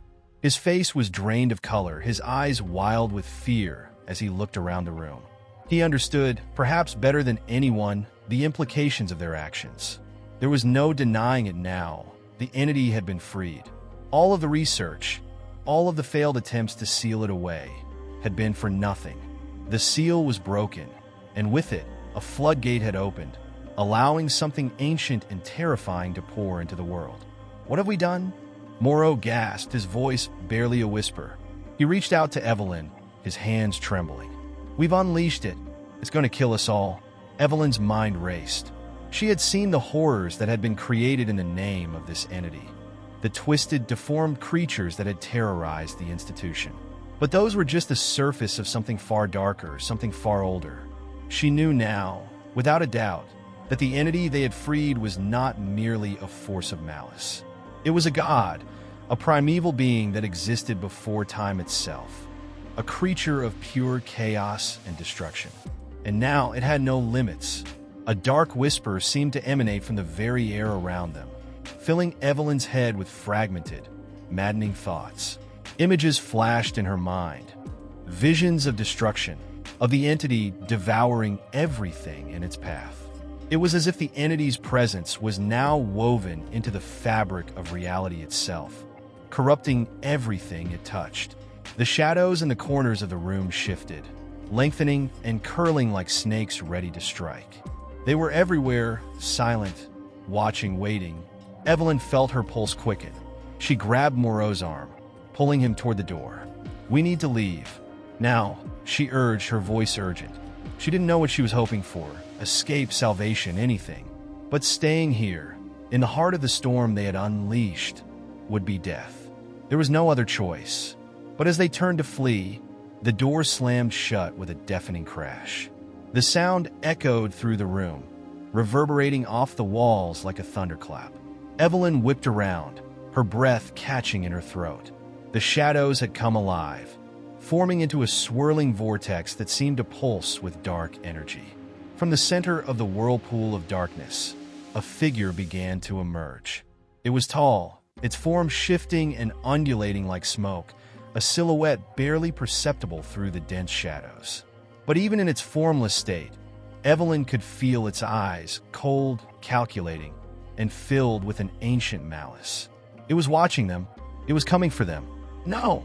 Evelyn shouted, her voice breaking as she scrambled to the door. "We can't let it reach us." But the door would not budge. It was as if the very structure of the building had been altered, as if reality itself had been bent and warped by the presence of the entity. The walls seemed to close in, the floor beneath them shifting like sand, pulling them deeper into the nightmare. Moreau backed away, his eyes wide with terror. "It's here," he whispered, a tremor in his voice. "It's finally here." Evelyn could feel the weight of its gaze on her. The figure moved forward, its form slowly solidifying, and for the briefest moment, she saw its face, a mask of pure darkness, with no eyes, no mouth, just a hollow, endless void. And then, the whispers began, soft at first, like a distant murmur, but growing louder with every passing second. The voice of the entity was inside her head now, its thoughts melding with hers, drowning her in a sea of madness. "Run," she managed to say, but the word came out weak, almost meaningless in the face of the horror that was bearing down on them. But there was no escape. The entity had them now, and it was going to make them suffer before it consumed them entirely. Suddenly, Moreau let out a strangled scream. He stumbled backward, his hands clutching his head as if he were being torn apart from within. Evelyn reached out to him, but the moment she touched his shoulder, she was seized by the same horrific sensation. Her mind felt like it was being pulled in 1,000 different directions, her thoughts unraveling as if they were being siphoned away by the very presence of the entity. It was too late. In an instant, everything went black. The darkness swallowed them whole, erasing all traces of sound, light, and reality. The room, the institution, the world, everything ceased to exist. And then nothing, but in the silence that followed, Evelyn could still hear it. The whispers that would never stop. Evelyn awoke to an unfamiliar silence, a silence that felt wrong, unnatural. It wasn't the peaceful stillness of sleep, nor the eerie calm that preceded a storm. It was an oppressive quiet, as if the world itself had forgotten how to make noise. She blinked, her eyes straining against the darkness that enveloped her, and she realized she could no longer feel the walls around her, the floor beneath her. There was no sense of space, no familiar boundaries that would ground her in reality. It was as if she was suspended in some kind of void, a place where neither time nor distance existed. For a moment, panic gripped her chest, but she fought it down. She had to think. She had to remember. What had happened? The last thing she recalled was the dark entity, its shadowy form emerging from the swirling vortex, its presence overwhelming. And then nothing. Had they been consumed by it? Had the institution, the entire world, been swallowed by the darkness? A dull throb pulsed in her temples, and the air around her seemed to hum faintly, vibrating with an energy she couldn't understand. It felt as if something was trying to reach her, to make contact. But from where? From what? The whispers from before had faded, but their absence only made her feel more isolated. She was alone. Or was she? A shadow moved in the periphery of her vision, a shape so faint that she could barely make it out. But it was enough to send a jolt of fear through her. She wasn't alone. She wasn't truly alone. She wasn't sure whether that realization was comforting or terrifying. "Evelyn," the voice came softly, as if it was calling her from the depths of the void. It was her name, but it wasn't spoken by her own lips. It came from somewhere else, distant, familiar, and yet wrong. Her heart skipped a beat, and she strained to listen. "Evelyn, you must wake up." The words echoed through her mind, reverberating against the walls of her skull. It was a voice she knew, but could not place. It was like hearing a memory that slipped through her fingers every time she tried to grasp it. She had heard it before, in another time, in another place. But that place was no longer real. No, nothing here was real. Was it? She tried to move, to reach out, but her limbs felt heavy, as if they were submerged in thick, viscous fluid. The sensation only deepened the sense of disorientation. She couldn't tell if she was lying down or standing, if her body existed at all in this void. It was as if her very essence had been stripped from her, leaving only the disembodied echo of her thoughts. The voice came again, louder this time, more insistent. "Evelyn, it's not too late. You must remember. Remember."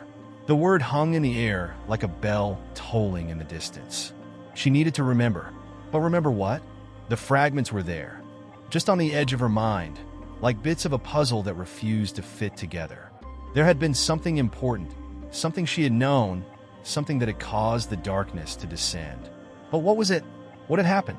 Her mind scrambled to piece together the broken fragments of her memory. Images flickered in her mind. The institution, the sealed room, the orb that had unleashed the entity. Moreau's face, contorted in terror, his hands reaching out to her as if trying to save her from the inevitable. And the whispers, the maddening whispers that had filled the air, tearing apart her sanity. All of it, fragments of terror, fragments of knowledge, collided in her mind like an unstoppable force, and for a brief, fleeting moment, she understood. It was the entity. The entity had been searching for something, searching for her. She was the key, the one who could stop it. But the entity wasn't just a malevolent force. It was something older, something far more complex. It was not a god of destruction, but one of creation. It was a force of transformation, a being that could mold reality itself to its will. Her pulse quickened. She had to stop it. She had to find a way to contain it again. But how? How could she stop something that could bend reality, that could twist the fabric of existence to its whims? She had no answers, no tools, only the fragments of knowledge she had gathered, which were slipping away from her, dissolving in the emptiness that surrounded her. And then a sudden shift in the air, a cold wind. No, not a wind, more like a ripple in the fabric of the void itself. Evelyn's heart raced as the sensation grew stronger. The ground beneath her feet began to tremble, and she felt the very essence of the place shifting, warping. It was as if the entity itself was drawing closer, aware of her awareness, aware of her search for answers. It had heard her thoughts. It was listening. "Don't," she whispered, her voice cracking. She wasn't sure if she was speaking to herself or to the entity, but she knew that whatever happened next, she had to hold on. She couldn't let it take control. Not again. Not ever again. The air thickened, the pressure building, and she braced herself for what was coming. The void had been silent for too long. Now it was ready to speak. Evelyn's mind raced, her thoughts spinning in a dizzying whirl as she grappled with the growing pressure of the void around her. It was as though the very fabric of reality was unraveling, and every instinct within her screamed for her to fight, to find a way to regain control. But control felt increasingly out of reach. The sensation of being lost, adrift in an empty space, weighed heavily on her chest, each breath harder than the last. The cold ripple in the air intensified, and Evelyn's body stiffened. It wasn't just the physical sensation of cold. It was deeper, more invasive.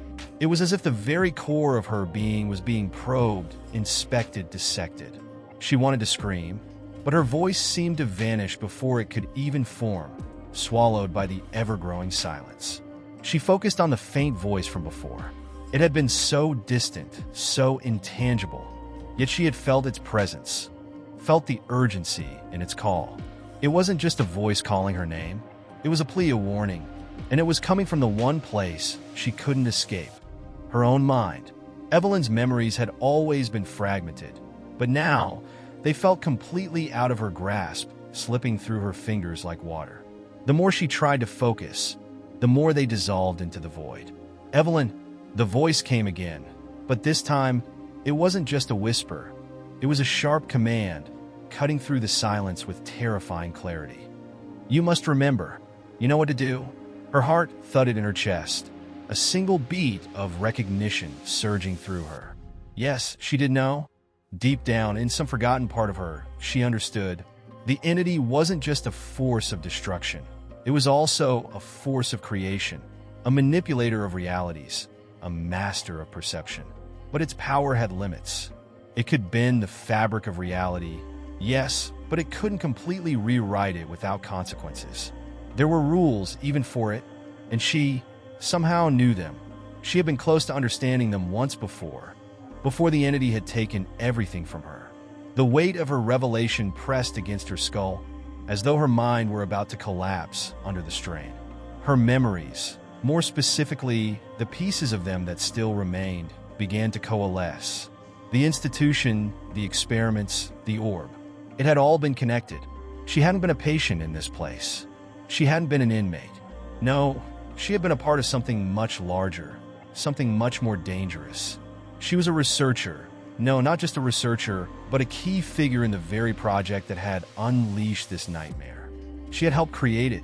She had been part of the team that had unearthed the entity, the force they had underestimated. But it wasn't too late. It couldn't be. Evelyn had seen the consequences of tampering with forces beyond human understanding.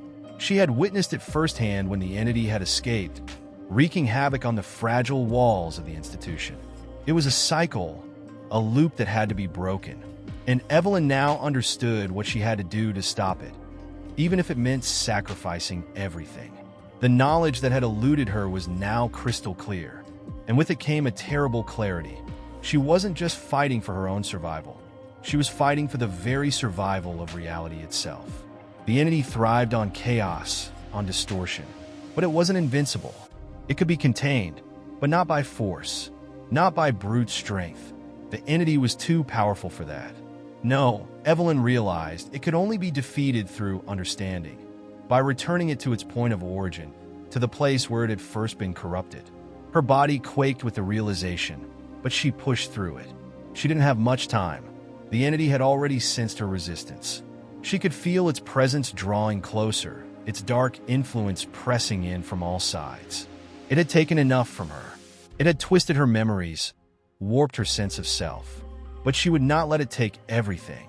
Not again. The voice returned, more forceful now. "You must act, Evelyn. Time is running out." Her pulse quickened. She knew that the voice wasn't just trying to guide her. It was urging her to make a choice. A choice that would either free her or condemn her. And in that moment, Evelyn understood the true cost of what she had to do. To stop the entity, she had to go to the heart of it. She had to face it head on. But in doing so, she would have to confront her own guilt, her own complicity in its creation. It was a truth she had buried deep within herself, a truth that had been erased and rewritten so many times that it no longer felt like hers. But it was hers, all of it, and she couldn't hide from it any longer. The pressure around her intensified once again, but Evelyn stood firm. She closed her eyes and focused, drawing on the fragments of knowledge she had regained. The void around her seemed to pulse in response, as though it were waiting for her decision. And in that moment, Evelyn knew what she had to do. She would return, not just to the institution, but to the very moment the experiment had gone wrong. She would face the entity at its source, and she would make things right or die trying. There was no other choice. As she opened her eyes, the void seemed to shift, and the familiar cold air became sharper, more tangible. She could feel the pulse of the entity, its dark tendrils reaching for her.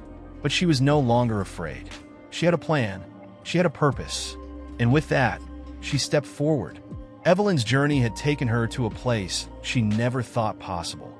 A place where the boundary between reality and nightmare no longer existed. She had long since realized that the horrors she had once encountered were not mere figments of her imagination. They were a product of something far more insidious, something that was feeding off her every thought, and fear. But as she approached the heart of the darkness, something within her began to shift. The path she had chosen was no longer just about survival. It had become a mission, an obligation to herself and to the world she had nearly destroyed. The tension in the air thickened with each step she took. She could feel the presence of the entity, as if it were watching her, tracking her every move. It was waiting for her to falter, to hesitate. But Evelyn was no longer the frightened, confused woman who had first stumbled into this nightmare. She had regained a sense of clarity, and with it came a resolve she hadn't known she was capable of. She wasn't just walking into the lion's den. She was going to confront the lion itself. It was a battle she had been avoiding for far too long, but now there was no turning back. The walls around her seemed to close in, and Evelyn could hear the faint whispers of the institution's past. The voices of the patients she had once studied echoed in her mind, their cries for help blending with her own.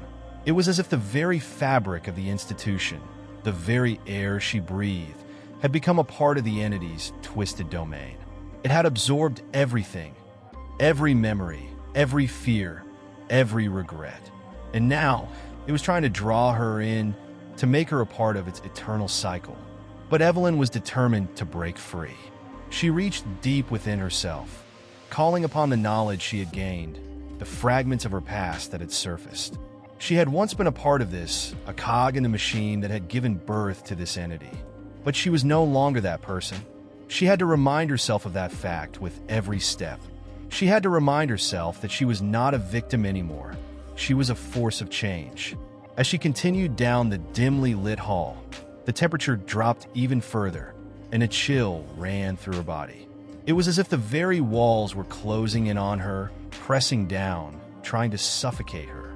She could feel the weight of her own guilt creeping up behind her, threatening to pull her under. She had created this, she had been a part of this hell, and now she was the only one who could stop it. But the deeper she went, the more the walls seemed to blur, the more the world around her seemed to fragment. The memories of the institution, the faces, the screams, the failed experiments, became distorted, twisting into grotesque versions of themselves. It was as if the entity itself was trying to rewrite history, to erase the truth and replace it with a new narrative, one where Evelyn was the villain, the architect of its horrors. Her steps grew heavier as she approached the heart of the institution, the place where the original experiment had taken place.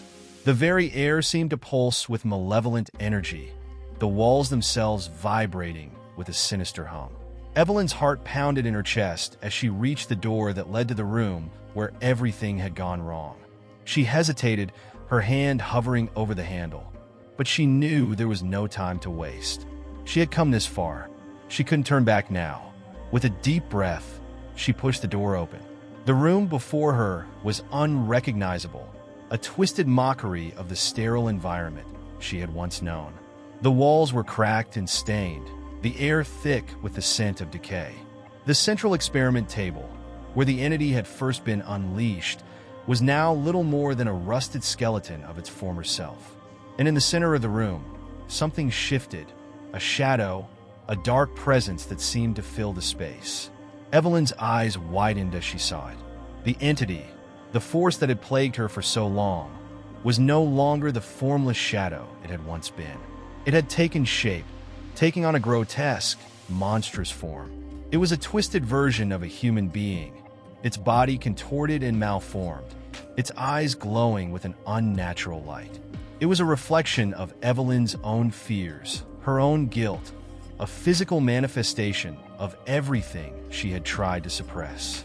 It spoke, its voice a low, guttural growl that seemed to reverberate through the very air. "You thought you could stop me? You thought you could undo what has been done?" Evelyn's blood ran cold, but she stood her ground. She wasn't afraid anymore.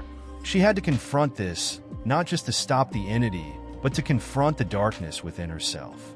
The truth was clear now. The entity wasn't just a creation of the institution. It was a manifestation of her own mind, her own subconscious. It was the product of her own guilt, her own complicity. And if she was ever going to stop it, she had to first face the truth of what she had done. The room seemed to warp around her, the shadows closing in as the entity advanced. It reached out with long, twisted limbs, its fingers like claws, but Evelyn didn't move. She couldn't. The moment of truth had arrived. This was the breaking point. This was the moment when everything would either be destroyed or saved. With a surge of energy, Evelyn stepped forward, reaching into the deepest recesses of her mind.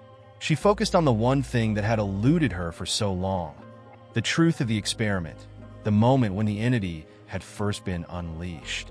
She needed to remember it, to understand it fully. She had to confront it head-on. The air grew thick, the room swirling around her as she closed her eyes. She could feel the presence of the entity all around her, but she forced herself to focus. In that moment, everything became clear. The entity was not just a force of destruction. It was a force of distortion, warping reality itself. And Evelyn had the power to stop it. She had always had the power. But to do so, she had to be willing to sacrifice everything. She had to face her own demons, confront her guilt, and erase the part of her that had allowed this darkness to take root. She had to destroy the very thing she had created.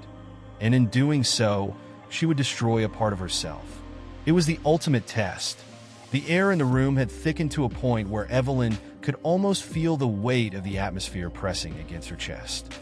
Her heart beat rapidly, but her mind had cleared in a way it hadn't been in years. The entity loomed in front of her, its grotesque figure twisting and warping in the shadows, as though it were trying to escape the form it had taken. There was no longer any doubt in Evelyn's mind. The creature that stood before her wasn't some distant, external horror. It was a manifestation of her deepest fears, her darkest memories, the very essence of the guilt she had carried for far too long. And it was this realization that gave her the strength to face it. The entity seemed to grow stronger as Evelyn stared at it. Its monstrous form rippled and shifted. Its eyes, now glowing with an eerie light, seemed to stare into her very soul. The room felt as though it was closing in, the walls pressing in on her as she struggled to keep her footing. But she had to stand her ground. She had to confront this creature, for it was no longer just a monster in a mental institution. It was the culmination of everything that had gone wrong in her life. Evelyn clenched her fists, her knuckles white with the pressure. She could hear the entity speaking to her, its voice rasping and hissing as it echoed around her. "You think you can defeat me?" It mocked, its voice dripping with contempt. "You created me, Evelyn. You are just as much a part of me as I am of you. You cannot escape what you have done. You cannot escape yourself." But Evelyn didn't flinch. The words cut deep, but they were also the truth. She had created this nightmare, not just with her experiments, but with the choices she had made throughout her life. She had been complicit in the suffering of those around her, blind to the consequences of her actions. She had ignored the warnings, deluded herself into thinking she could control the darkness she had unleashed. Now, it had grown beyond her ability to control it. It had become something that threatened to consume everything she held dear. Still, there was one thing Evelyn had learned in the time she had spent inside this institution, inside this nightmare. She had learned to face her fears. And more than that, she had learned that it wasn't enough to simply confront the darkness. She had to understand it, to unravel the truth beneath it.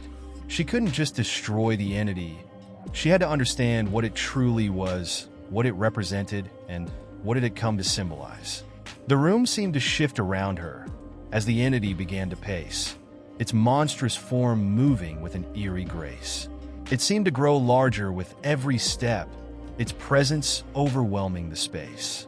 "You think you understand me?" It sneered, its voice thick with malice. "You think you know what I am? What I was meant to be? You are nothing but a puppet, Evelyn, a tool in a game you do not even comprehend." But Evelyn stood tall. She had been weak once, but she wasn't anymore. She was no longer the woman who had created this horror, nor was she the woman who had fled from it. She was someone different now, stronger, more determined. She had come to terms with the reality of what she had done. She understood the creature before her in a way that she hadn't before. It was her own reflection, her own guilt and fear given physical form. And now, she knew that it was time to destroy it, to put an end to the suffering it had caused.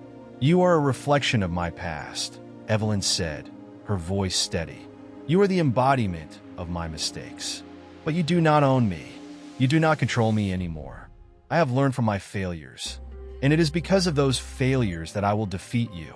The entity's laughter filled the room, an unsettling, high-pitched sound that reverberated off the walls. You think you can erase me? You think you can undo everything you've done? I am the culmination of all your mistakes, Evelyn. You cannot undo me. I am you. Evelyn took a deep breath, her mind racing. The entity's words stung, but they no longer held the power they once had. She had been afraid for so long, afraid of facing what she had done, afraid of confronting the truth. But now, she understood that the only way to truly defeat the darkness was to embrace the light of understanding. She couldn't destroy what she had created without understanding it first. She stepped forward, her steps firm and resolute. No, she said quietly, but with force. You are not me. You are the result of my fear, my guilt, my inability to face the consequences of my actions. But I am not afraid anymore. I will face the truth, no matter how painful it is. I will face you. The entity froze, its glowing eyes narrowing as it studied her. For the first time, it seemed uncertain. The air between them crackled with tension, as if the very fabric of reality was on the verge of tearing. Evelyn could feel the weight of the moment pressing down on her, but she held her ground. She was done running, done hiding from the truth, done allowing the darkness to control her. In that moment, the entity lunged at her, its monstrous claws reaching for her throat. But Evelyn was faster. With a surge of energy, she reached out, grabbing hold of the entity's arm. She felt its cold, clammy skin beneath her fingers, and for a moment, the world seemed to stand still. The two of them were locked in an eternal struggle, a battle of will and strength. Evelyn knew that if she faltered, if she gave in to her fear even for a second, the entity would consume her. But she didn't falter. She didn't give in. With a final, desperate cry, Evelyn released all the guilt, all the fear, all the darkness she had been holding inside. She faced the entity, not as a victim, not as a creator, but as someone who had finally embraced the truth. The room exploded with light, and the entity let out a final, guttural scream before it dissipated into nothingness. Evelyn stood alone in the room, her body trembling with exhaustion, but her heart lighter than it had ever been. The darkness had been defeated, not by force, but by understanding. She had faced the truth, and in doing so, had set herself free. The air was still. The echoes of the past seemed to have dissipated, leaving behind an eerie silence. Evelyn stood alone in the center of the room, her breath coming in slow, measured intervals, as though she had just awoken from a long and exhausting dream.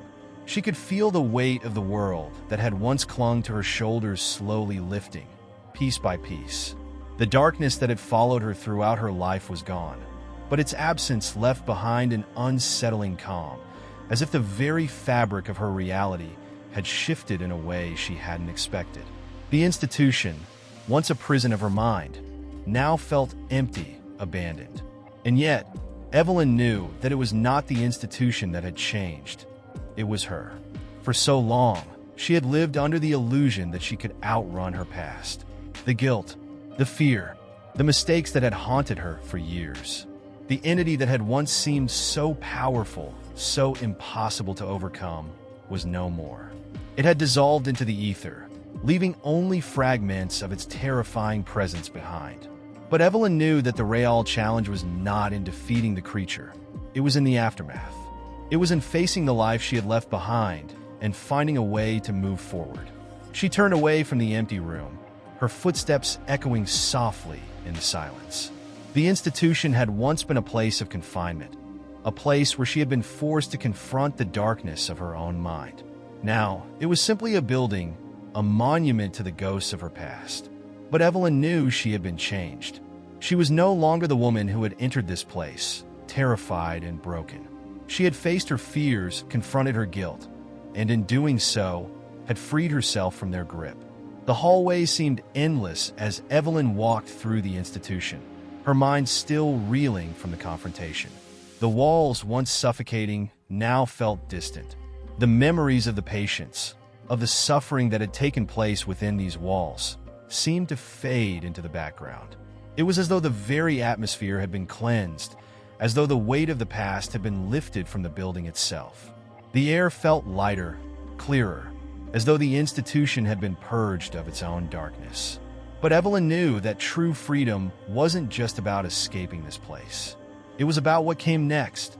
She had to face the outside world now. The world she had tried to escape for so long. The world that had been waiting for her, unaware of the battles she had fought within these walls. The people who had once known her would see her differently now. They would see the strength that had been forged in the depths of her own fears, the resilience she had discovered in the face of her own darkness. As she reached the doors of the institution, Evelyn paused. She placed a hand on the cold metal, feeling the coolness seep through her skin. This was it. This was the moment she had been working toward, the moment when she would step out into the world once more. But it wasn't just about freedom from the institution. It was about freedom from the past. Freedom from the person she had once been and the mistakes she had made. She had learned that facing the darkness was not enough. It was the willingness to move beyond it that truly mattered. Evelyn took a deep breath and pushed open the door. The sunlight poured in, flooding the hallway with warmth. It felt foreign, almost overwhelming, like a sensation she had forgotten in all the years she had spent confined to the shadows. But it was real. The world was real, and she was real in it. She stepped outside, her eyes squinting against the brightness of the day. For the first time in years, Evelyn felt a sense of clarity. The weight of the darkness had been replaced with the weight of possibility. The world, with all its chaos and uncertainty, lay before her. But it no longer terrified her. She had faced her own worst fears, and in doing so had discovered a strength she never knew she had. Now, the world seemed full of potential, full of opportunity. She could rebuild, she could make amends, and she could finally live a life that was no longer governed by the shadows of her past. As she walked forward, Evelyn realized that she had been given a second chance. Not by anyone else, but by herself. The creature that had haunted her for so long had been a manifestation of her own mind, her own guilt. But now that it was gone, so too were the chains that had bound her. She was free, not just from the institution, but from the fears and regrets that had defined her life. There was still much work to be done, of course. There would always be scars, remnants of the past that would occasionally resurface. But Evelyn had learned the most important lesson of all. True healing was not about erasing the past. It was about accepting it, understanding it, and using it to move forward. She had faced the darkness, and now she would walk toward the light. As she walked further into the world, the sun warming her face and the wind brushing against her skin, Evelyn knew that she had finally become the person she was meant to be. She wasn't perfect, but she was whole. And for the first time in her life, she felt truly alive. The final awakening had come, not in the form of victory over an external force, but in the acceptance of who she had been and the promise of who she could become. And with that, Evelyn took her first step into a new life, one that was hers to shape, free from the shadows of the past, and full of the possibility of a future she had never dared to imagine before.